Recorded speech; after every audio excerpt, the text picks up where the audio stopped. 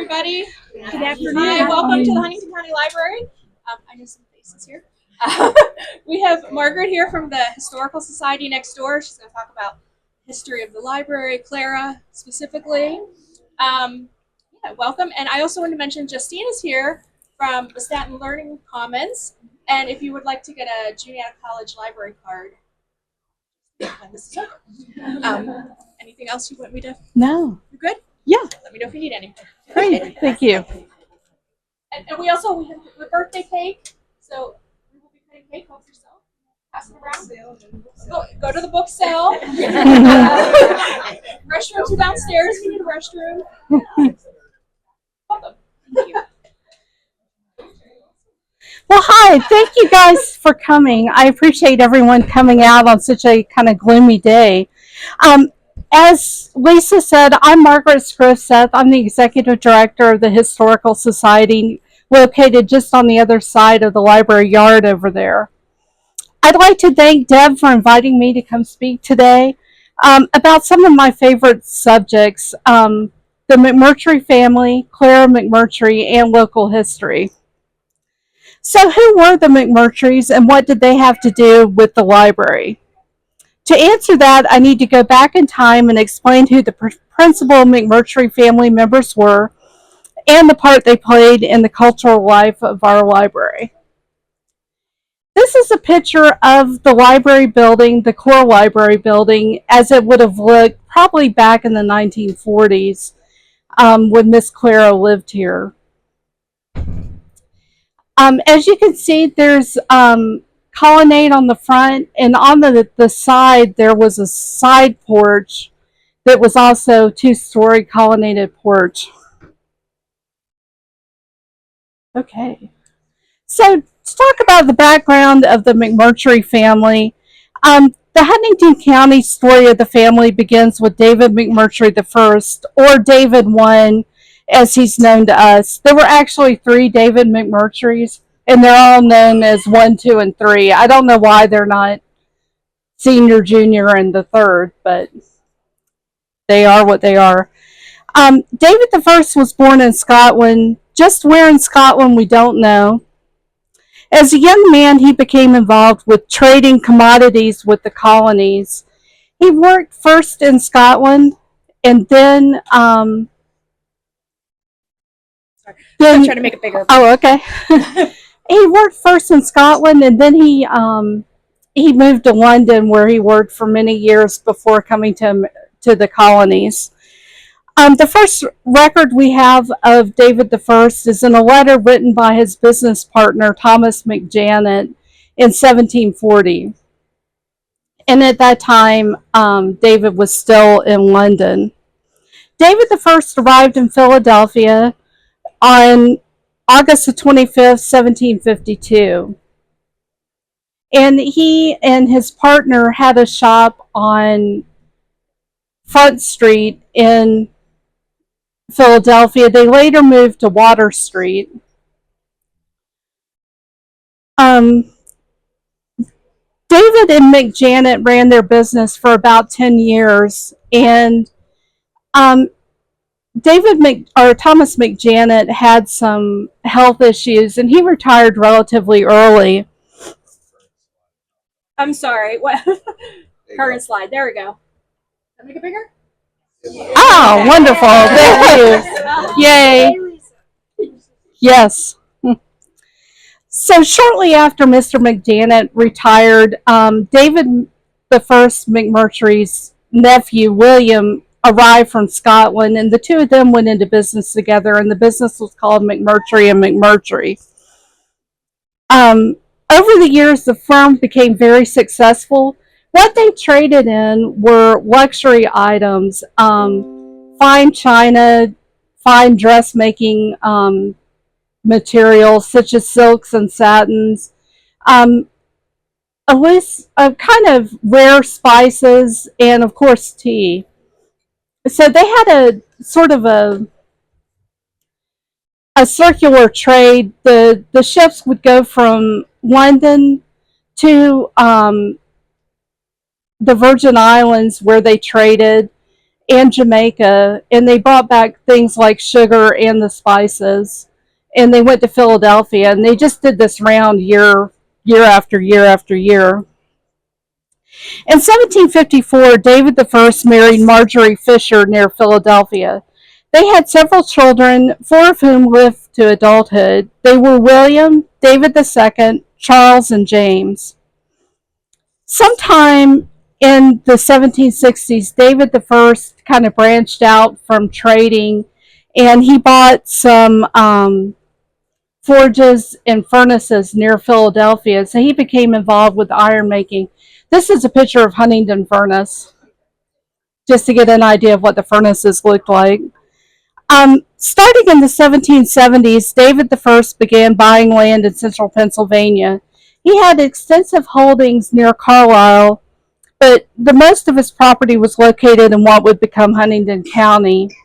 He bought 4 lots in the town of Huntingdon and had acreage in Berry and Frankstown townships.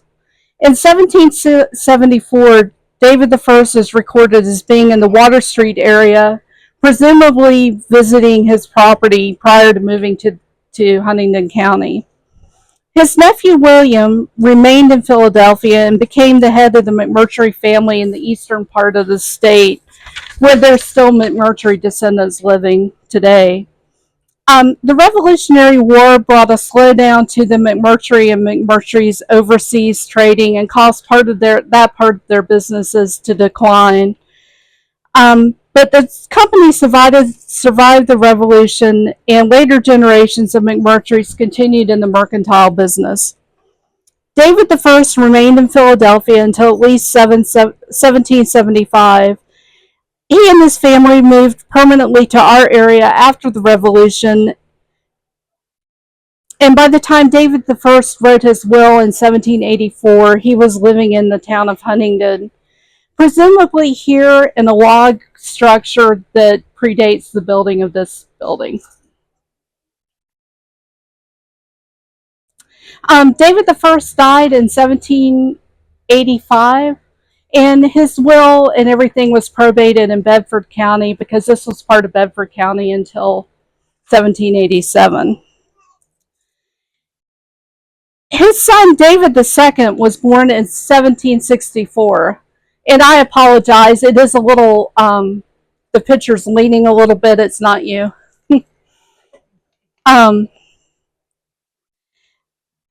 After the death of his father, David II became the head of the family in Huntingdon.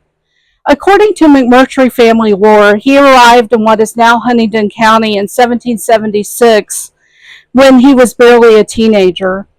The family story goes that David I sent his sons to the frontier to keep them from being drafted into the Continental Army. I don't know how true this is because David himself would have been 12 or 13 at the time, so it just may be a story. In 1787, when Huntingdon County was formed, David II was appointed as the first county treasurer. In the same year, the U.S. Constitution was ratified in September, and there were many people who didn't care for its terms. And riots broke out all over the Commonwealth as a result of the adoption of the Constitution. In our newly formed county, about 90 armed men marched into the town of Huntingdon and set about destroying records and threatening local officials. This is also known locally as McAlevy's Rebellion. David II resigned his position as treasurer as a result of the upheaval. In addition to running the family mercantile business with his brother James, David II bought and sold many parcels of property in the county. His name appears on more than 200 deeds, reflecting all these transactions. In 1792, he formed a partnership with his brother James, and they traded mostly in grain and wood products. Later in 1794 and 1795, David II served as the county's representative at the state's General Assembly. David II married Martha Elliott in 1795. She was the daughter of his friend Benjamin Elliott. During this time, David and Martha lived in a log house here. prior to him building the McMurtrie mansion. And David's father-in-law, Benjamin Elliott, was a very early settler in our county, and he served in the Revolution. And later, Clara McMurtrie would join the Daughters of the American Revolution under the name of Benjamin Elliott. In 1803, David moved to Petersburg and opened the Petersburg House, a tavern. While in Petersburg, where he lived until 1823, David and Martha had 11 children. By 1804, David had formed a partnership with Matthew Mays. This partnership was similar to that of David I and Thomas McJanet. The firm imported luxury goods and sold them at stores located around Huntingdon County, usually near the iron forges and furnaces. They exported local products, including iron. In 1787, David started construction on a brick home at the corner of Penn and 4th Streets in Huntingdon. The house was completed and the family moved into it in 1823. And just as a side note, the McMurtrie store here in Huntingdon is at the corner of Allegheny and 4th Streets. The Historical Society uses it as our exhibit gallery. And that building dates to about the 1840s. David continued in the importing business and in land speculation until his death in 1843. He outlived his wife, Martha, by 2 years, and both of them are buried in Riverview Cemetery. Aside from some smaller bequests to his daughters, David left the majority of his estate to his 4 sons, Benjamin, Charles, David III, and William. The estate seems to have been settled amicably. His sons, David III and William, divided the property located in the borough of Huntingdon, with David taking the McMurtrie mansion and its lot, and William taking the lot located at 106, 104, and 104th Street. On the lot at 106 4th Street, which is now the Historical Society, there was a 2-story log dwelling, and William's sister Ellen and her husband Matthew Gregg lived there. Matthew was also involved in the iron production business, and he was often traveling to forges and furnaces around the state. Their second son, David McMurtrie Gregg,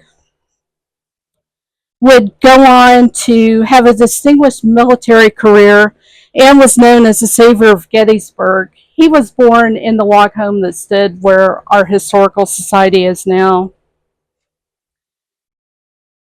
Okay, William McMurtrie. William E. McMurtrie was born in Petersburg, Pennsylvania in 1817. He was the youngest son of David II and Martha McMurtrie. At the age of 6, he moved to Huntingdon and grew up in this house. He was very successful as a businessman. He first became involved with iron production near Frederick, Maryland. After about 10 years, he moved back to Huntingdon and entered the family mercantile business. He married Margaret Whitaker in 1840, and here's a picture of Margaret. They had 8 children, the youngest of which was Clara McMurtrie. In 1854, they raised the 2-story log home and built the house at 106 4th Street, which is now the home of the Huntingdon County Historical Society. And here's a picture of them on the side porch there, and it's still the same railings and columns.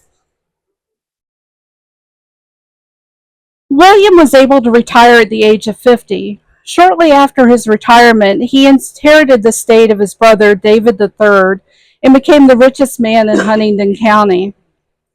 After his retirement, William became involved in farming and was quite successful at it as well. William and Margaret enjoyed traveling and spent quite a bit of time in Florida. They lived in the house at 106 4th Street until their deaths in 1893 and 1899. As I mentioned, William and Margaret had 8 children. His oldest son, Edward Stewart, and his younger daughter, Clara, had a really close bond. Neither married, and they spent much of their time together. William became an attorney, and after college opened the law firm of McMurtrie and Spear in Huntingdon. This law office was located in a small brick building which stood right about where we are now. It was next to the mansion. Upon the death of his uncle, David McMurtrie III, in 1892, Stewart inherited the house here at 322 Penn Street, and Miss Clara joined him there. Stewart was born in 1842. He never enjoyed good health, and he traveled often to warm places to try to get better. I'm not sure what his ailment was. They had a sister who passed away as well at a young age, so I think there must have been something.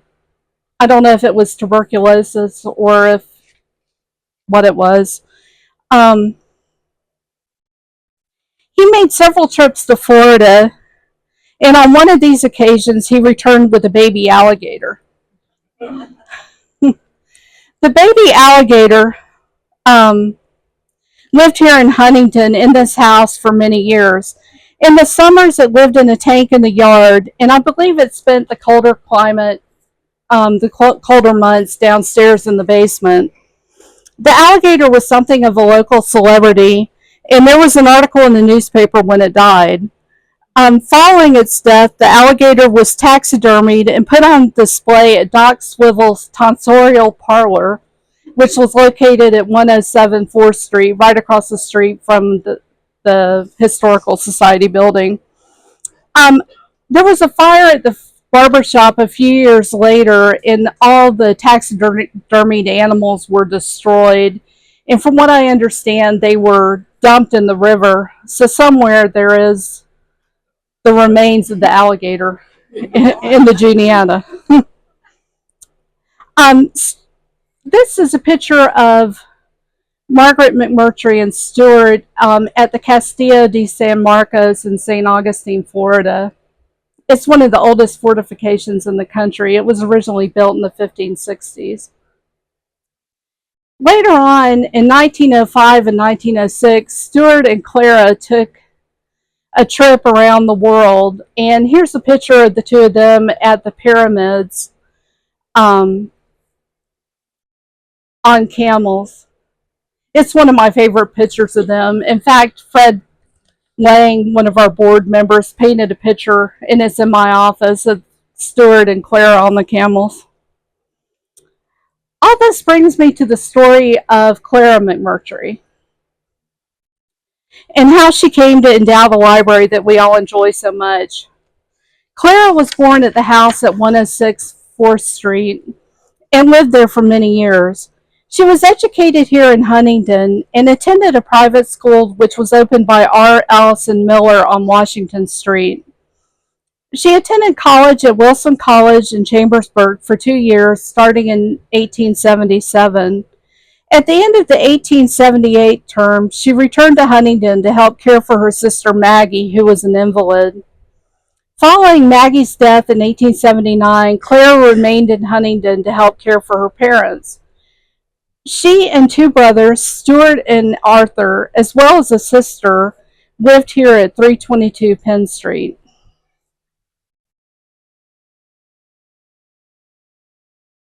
And there's a picture of the side porch and Miss Clara on the porch. Clara was a philanthropist. She donated much of the McMurtrie fortune to various good causes. In 1918, she was invited to be on the charter board of the American Red Cross in Huntingdon County, and she served as its secretary for many years. She was also, in the 1930s, she was invited to join the Society for Poor Relief, which was formed to help people during the Depression. She served on its board for many years. And what they did was they would get together once a week and provide money, clothing, and food to many families in the county. In addition to these things, she was very devoted to the Presbyterian Church. She taught Sunday school for many decades, and she taught a young boys class, and they were all quite fond of her. In addition to her charity work, she also enjoyed her gardens and belonging to the Daughters of the American Revolution. And here's a picture of Clara in the gardens when she was an older lady. When she passed away in 1952, she left endowments and property to fund both the Huntingdon County Historical Society and the Huntingdon County Library. She had served on the charter boards of each organization, and for 10 years the two groups were housed here in the former McMurtrie mansion until 1962, when the organization split and the Historical Society moved into its present location. So now on to the history of the library. For this, I am indebted to a master's thesis which was written by Anna Winger in 1954. She was a student at Drexel University, and she was in the library sciences program there.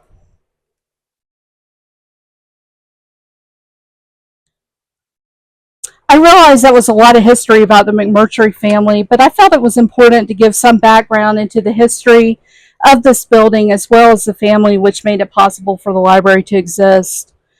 In 1917, Pennsylvania passed a law relating to the establishment of free and public libraries, and they authorized the creation of a library in every county in the Commonwealth. When Huntingdon County established its library in 1935, it was the 5th county in the state to do so.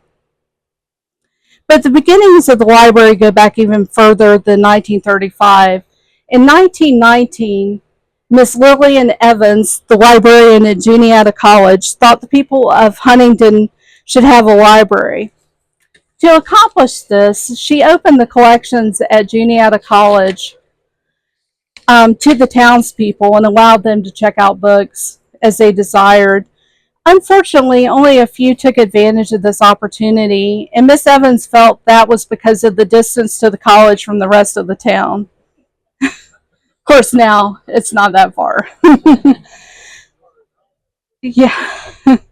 Miss Evans tried to gather interest to construct a library, but she wasn't successful, due in part to the financial crises in the aftermath of World War I. In 1931, a library was opened in the community home.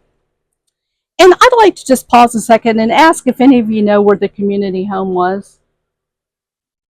I don't know either.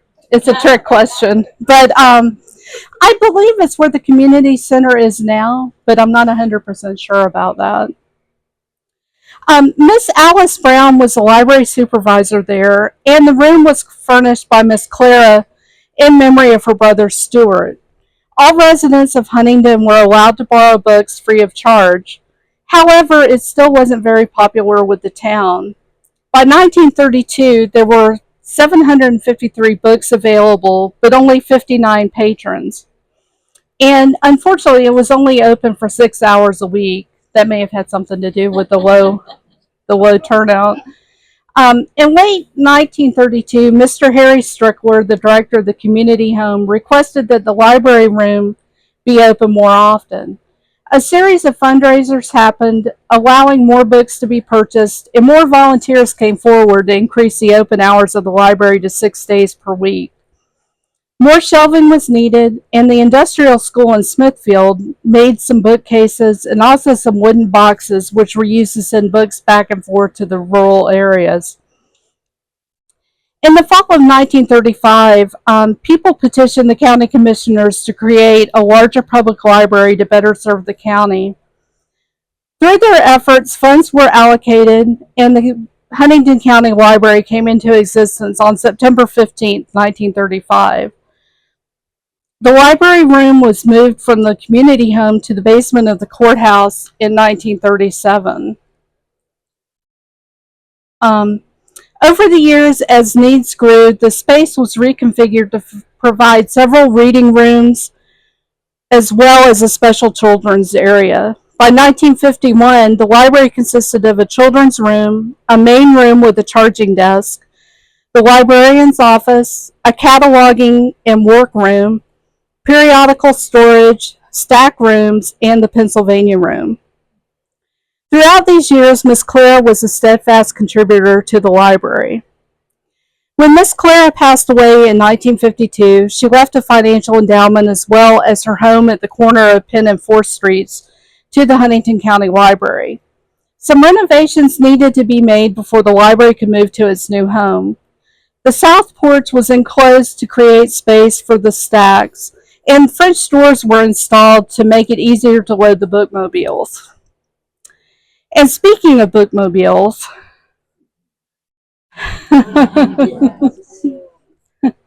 there were 3 of them in the early days. Due to the rural nature of our county, bookmobiles were deemed necessary to bring books to the outlying areas. In 1937, the library began operating its first bookmobile, a half-ton Dodge truck. The truck was named Selina for the Countess of Huntingdon, and it was used until 1941 when Selina II came into use. Selina II was also a 1/2-ton Dodge truck. It was specially designed to be able to carry up to 557 volumes around the county. Selina II was retired in 1948 and was replaced by Selina III, which is her. It was also another half-ton truck, this time built by GMC. Miss Lillian Roberts, the Juniata College librarian, was instrumental in designing all 3 of the Selinas. So it's cool that she stayed involved, even though the library kind of morphed into something bigger. In the 1960s, the library underwent more renovations to look more like it does today. The porches were removed and the new addition that we're in right now was put in. The library has continued to grow and change with the years. An elevator was installed and that was updated in 2022. It's getting a new roof and technology has changed, but our library has kept up with the times. Does anyone have any questions?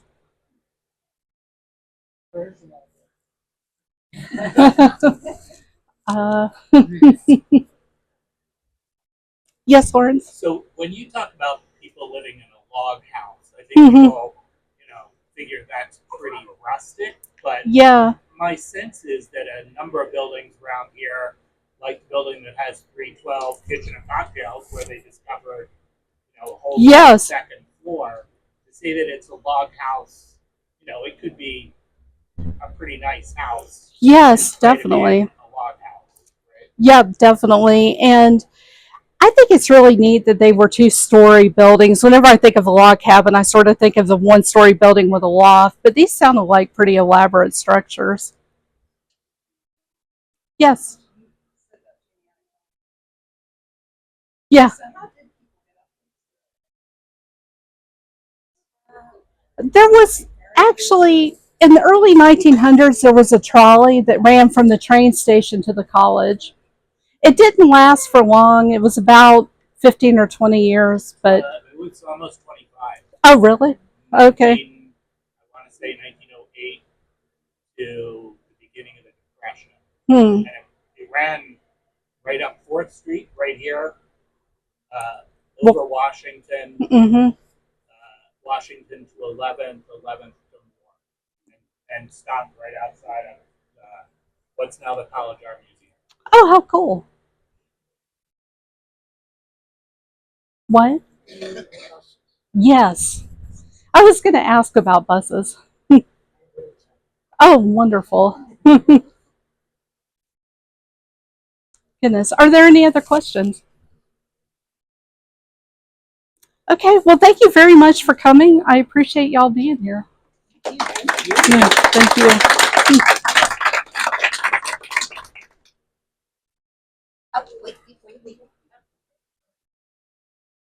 I have a list of upcoming speakers if anybody is interested. We do this twice a month. I have a question. Sorry I'm late. Oh, with my that's question, okay. But it's really not about history, it's about currently.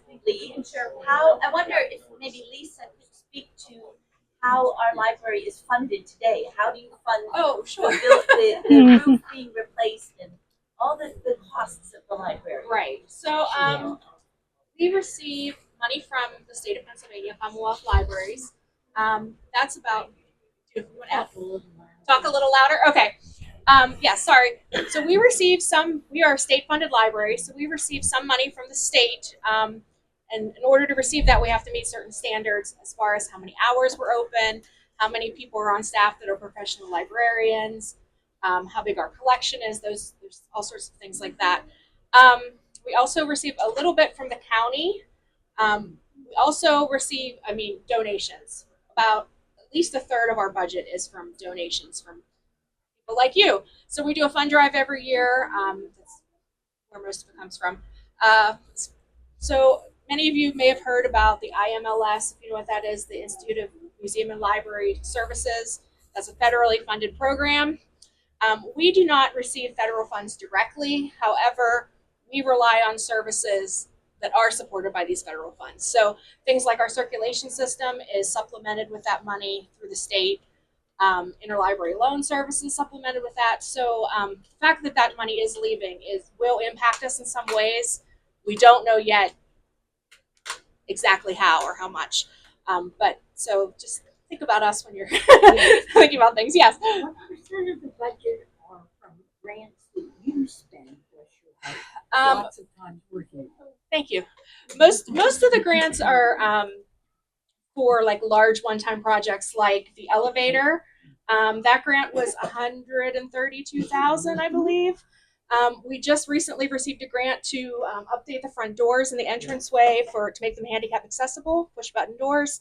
The roof, we got a small grant on that also. That was mostly done through local fundraising though, but I can't tell you exact percentage we bring in with grants, but I do a lot of grant writing for the building. All of this technology is all from grants. The Glowforge and the 3D printers and the classroom setup that we have here was all from a grant. So yes, we do a lot of grant writing. Well, thank you. Yeah, sure. Thank all of you. So yeah, I'm always looking for grants. If you ever hear of anything, let me know. Yeah, and we like to work with community partners. So I don't know where everyone's from here, but if you have an organization and we'd like to partner with you and bring people in, so let me know. And I'm glad to see so many people here to hear about the history. It's great. Yeah. Thank you. And I learned so much and fun little facts. I didn't know all that stuff. Yeah. You said now you'll think about the alligator I will. every time you go in the basement. The basement's an adventure in this building too. I heard the alligator story as a young girl. Mother brought me to visit Miss Claire. Oh, neat. I was in elementary school and on my best behavior. And I heard the alligator story at that time. I have not heard it since. Yeah. So maybe we need, along with Sapphira, we need an alligator. Maybe. Mm-hmm. Yeah, so if anyone has any questions about the library in general, I'm happy to answer those too. I'm Lisa Erickson, I'm the director. I don't know if I actually said that when I introduced Margaret, but yes. Sure, absolutely. Thank you. Summer reading is coming up. We always have a good crowd of people. We do something for kids and adults. The theme this year is Color Your World. They do a statewide theme every year. I think Beth has some surprises. Beth has, yeah, I'm really excited. Yeah, so Beth is our children's librarian, and she does great work. And she has a plan to transform the whole downstairs of the library into something very exciting, colorful, and movie related. We're not disclosing yet, but yeah. Deb has some great things coming up. We have an adult reading program. And the mocktail class. And the mocktail class is coming up. It's April 28th on a Monday at 6:30. Sean Spake from the Juniata Brewing Company is going to come and show us how to make non-alcoholic drinks and what alcohol you can put in them when you get home. If you wanted to. Yeah. And it's here in the building, and it's $5. Yes, and sign up and Yeah, and we do have a sign up for that one because it has limited seating. So if you want to come to that. Yes, we have book clubs. We have one that meets at Juniata Brewing. We have one that meets at OIP. Two? Yeah. Yeah. Okay. Yes, so the OIP one is the second Monday at the OIP downtown on at noon, the second Monday of every month, and at the brewery it's the first Tuesday at 6:30. And there, we have a list. There's a list downstairs of like upcoming books that we'll be reading. Yeah, the whole calendar's And downstairs. and Lisa gets books for us from that interlibrary loan. Yeah. So you don't even have to buy your a own book. We provide the books for the book clubs. We also have a film club. Tuesday mornings we have coffee with Lou, which if you know Lou Kissinger, you can just stop in. We have donuts and coffee every Tuesday morning. You can chat with Lou about whatever you'd like to chat about. It's a great way to meet people if you're new in town or even if you've been here a long time. So. One other thing, there is a Bricks and Brews, which yeah. is at Juniata Brewing Company. It's the second Wednesday, and it's run by Susan, who also works here. She gives you a theme, and then people build according to that theme, and it can be Legos. totally off the wall kinds of stuff. Yeah. And then you win a free beer. Yeah, it's adult Legos basically because everybody likes Legos. So. Yeah, we've got lots going on. Yes. I'd like to hear if you remember anything else from visiting Miss Clara. I remember the house, the porch. It was, yes, we went out on the porch, so I don't remember. My mother was new to town, but kind of proper. And so I met Miss Claire, and the house next to the coffee place on Penn Street, and I cannot remember the name of the widow who lived there. She was another one of the ladies in town that I was taken to meet. That one down there. Yeah. So that would have been Anna Fisher. Yes, that's who it was. And Anna was a knitter, and she and my mother knit wool navy socks, 4-needle socks, all during the Second World War, and that's when I learned to knit. I don't remember that with Miss Clara. Remember that with Anna Fisher. But she was very much a lady, but it was obvious that she was involved and interested. I remember a lively conversation and sitting very still.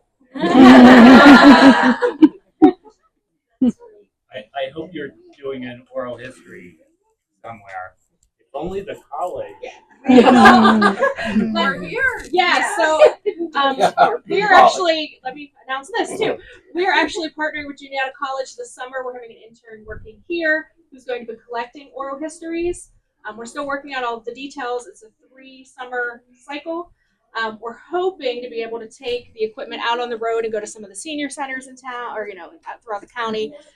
Also go to places like Juneteenth celebration, those sorts of places, and get people's stories just off the street too. And we do have a list of Yes. Yes. We have a list of people we're hoping to talk to. If you know of anyone that you think we should talk to, please email the library or let the name down at the desk and I'll get it from you. Yeah. If you don't have a library card, please stop down and get one. They're free. Everyone should have one. She has library cards too. Yep. If we're not too far for y'all to walk. This is so funny. And anybody who has not been to the Commons at the college needs to go. It is what today's library built today looks like. And the contrast and the similarities are worth examining. Space is always open to the community. Our door to Moore Street is part of a National Endowment for the Humanities grant to bring light and life and liveliness to Moore Street, but also to fund our archives and special collections. This is Shane Moran, our archive special collections librarian. We serve Standing Stone coffee at our cafe. They have great sandwiches and salads, and so It's always open to the public, and we'd love to sign you up for a card today if you're interested. What is a card? You can access any of our resources, so check out our books. But then it also allows you, if you want to go upstairs and explore the 3D printing or the recording studio, you're welcome to do that as well. Ooh.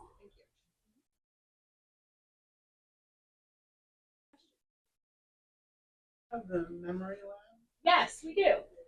So we have a memory lab here. It's actually housed in some of these drawers. We are able to transfer VHS to digital, 8mm film. We can transfer those to digital, audio recordings, cassette tapes to digital.